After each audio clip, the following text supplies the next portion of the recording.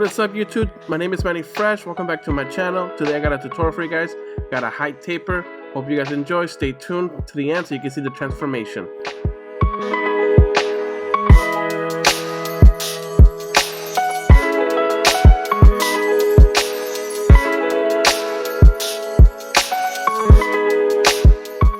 So let's start with the first guideline. It's going to be diagonal, right at the top of the C cup where the corner is up there, and we clean up everything that's underneath, making sure it's a straight line and nice and clean so we could have a perfect fade.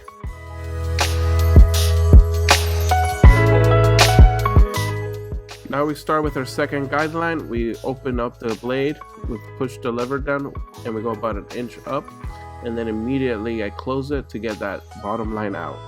Make sure to use the corners of the blade to make sure you have a smooth fade and not to make unwanted lines. Slowly open up your blade little by little until you reach the second guideline to make sure you have a smooth transition. Now I grab my number 1 guard and I open up the blade and I go up above the second guideline about an inch. As you get to the second guideline, slowly close the blade to ensure a smooth fade. Always using the corner and brushing down to make sure that the hair feeds through the machine. Now with the half guard and the blade open and using your corners, tap at that last line to ensure a nice smooth fade throughout. I remove the guard to make sure I have a smooth fade. Also doing some detail work before I finish out with the bulk. As you see, I'm messing around with the clips or the guards and just making sure I have a smooth fade before I worry about that bulk on top. Right here I'm raking the hair with his type of hair texture. If you go down with the grain, it helps lay down the hair so you could see what you need to fade out. But this is all detail work that I'm doing before I tackle that bulk that's right on top of that.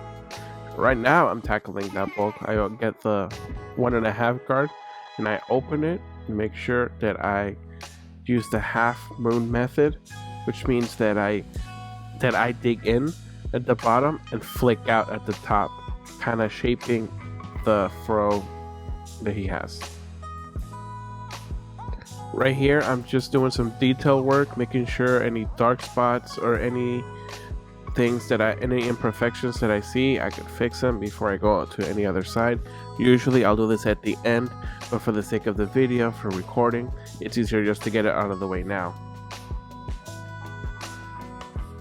Well guys, since you've been this far into the video, might as well hit that subscribe button now and like, and don't forget to hit that notification bell to see my next videos. I'm trying really hard and I'm committed to post a video once a week, so stay tuned. I like to edge the sides of the back before I start fading. I see it kind of like a coloring book where I do the lines first and then I do the fade in between the lines. It just helps me visualize the vision that I have of the fade. And for the back fade, it's pretty much the same steps as I did it to the side. I'm going to fast forward a little bit, and if I need to explain anything, I will stop it or slow it down for you guys and explain.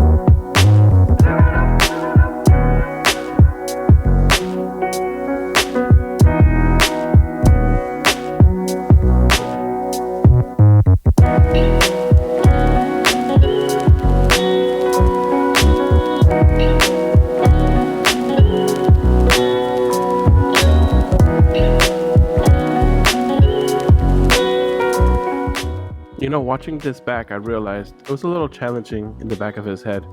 It's mostly because he has cowlicks in the corners, especially that right bottom corner. And I know a lot of you guys maybe have clients who has that, but you know what? Take your time and do the best you can to your ability. The 1.5 guard that I'm using right now, that's the highest guard I use on this whole fade. As you can see, I'm doing the half moon method. That's what I'm calling it for now. It's the flick out method, making sure I grab any of those dark areas, making sure I hit those dark areas. As you see it right there, I'm flicking out, making sure I fade in so you can have that nice shape. I got the fade looking nice and fresh, nice and clean. And as you see, I'm doing some freehand work with the 1.5 guard. That way I make sure that I don't make any unwanted mistakes, and I also have the option to get closer to the scalp if I need to. So for this side, I pretty much do the same steps as I did before, so just follow along. As you guys follow along, I'm just going to talk over it. And I want to give you guys a story, something that happened to me. If you guys haven't seen my first video on this channel, it's basically my testimony, basically what happened to me in 2019. And back in 2019, I was working at a barbershop where this lunatic comes in and just shoots up the place.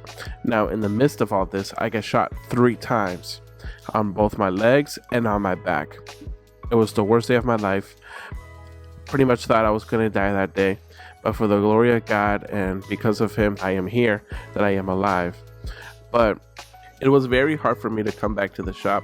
Not because of anything physical, because I am okay, I could walk and I'm fine in my body. But my mental state wasn't the same. There were times where I was at the shop cutting hair and somebody would walk in that resembles the dude that came in to shoot me and almost killed me. And I would start to hyperventilate and just freak out.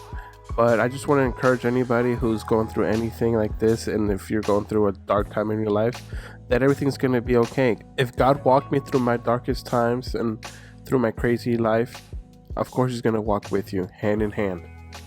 But that's enough preaching. Let's get back to the haircut. I grab my number 1 guard open and I go with the grain, making sure I grab all those little hairs to come down, and then I'll hit it with the edgers to make sure it's nice and crispy.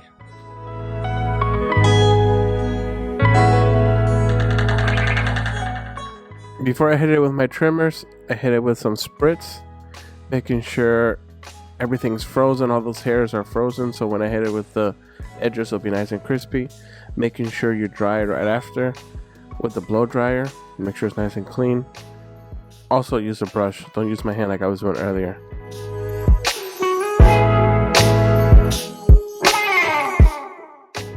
This is self-explanatory. I'm just edging up, starting in the middle, then I go to the left, making sure that those corners are nice and sharp. After I do the left, then I go all the way to the right and make sure that that corner is nice and sharp.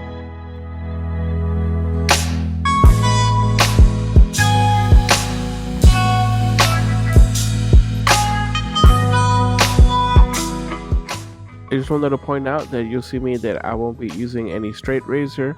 Usually that's what I would do after I edge it up with the trimmers, but this particular client breaks out. I've been cutting his hair for a long time, so I know his skin and I know his hair very well, and he breaks out. That's why I don't use it, but honestly you don't even need it because it looks so crispy. Man, that fade is looking clean right there. I don't know if I'm the only one that does this, but does anybody else look at their haircut after and they're like, damn, I did a good job? Anywho, at the end, I just grabbed my shears to shape up the fro, make sure it looks nice and clean, and then I hit it with a sponge to finish it off.